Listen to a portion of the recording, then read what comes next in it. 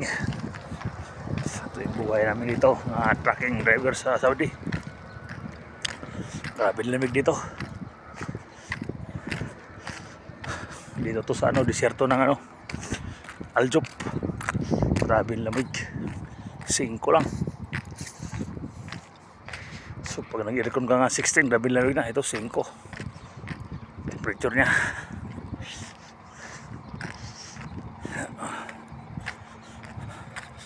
Yung truck dyan, kaya yung magbabalak mo punta sa Saudi. Ito na yung mga buhay natin dito. Ito na kayo. Ayan o. Yan tindahan yan dyan. Yan parkingan ng mga truck. Yan mga truck natutulog. Yan malawak ng mga disyerto dyan. Namangha lang ko dito kasi may mga native na manok ba. Ayan o. Binibintado to ang mga talisay o. Kambal yung 3, trio. Hindi man to talisay, ano to? Ang tawag nito. Kasi hindi talisay yan.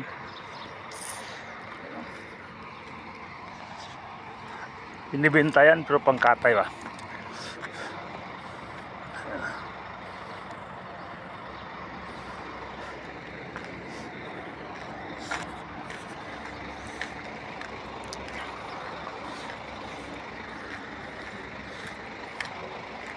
Diyan yung Al Jouf, RR, HL. Di ka lang mapuntan Jordan saka Tabuk. Diyan pala yung unit ko.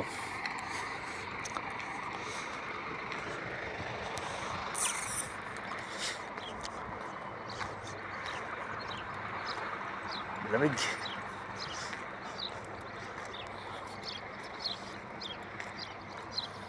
Pag may edad na tayo, parang mayan natin sa lamig talaga. Dati hubad-hubad lang itong mga ganito eh. Hindi na pwede maghubad, manghihina ka.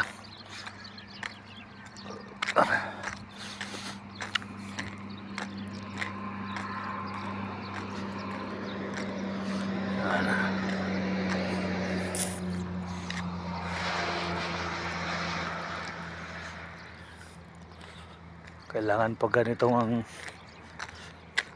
mission mo, handa ka na.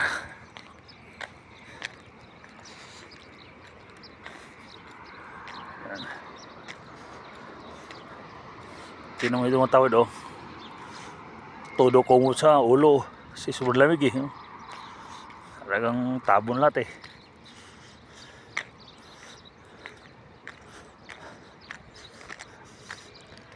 tayong Pilipino kahit malamig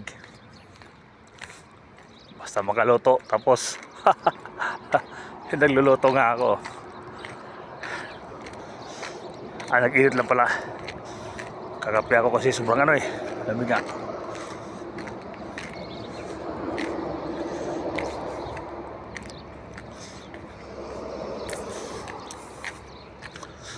Ready naman mga pagkain natin dyan. Naghihintay lang ako kainin na. Ready na yan.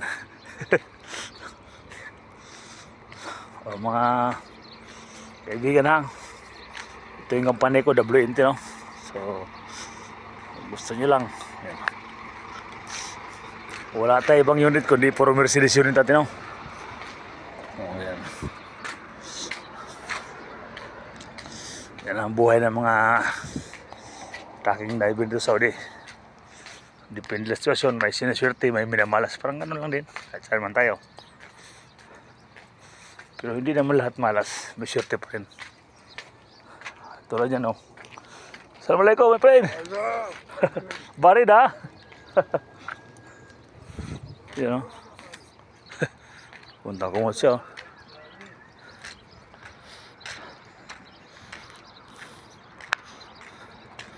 hindi naman makita mo, todo talaga sa nagkumot na pati ulo Ayan. Kasi nga sobrang lamig eh.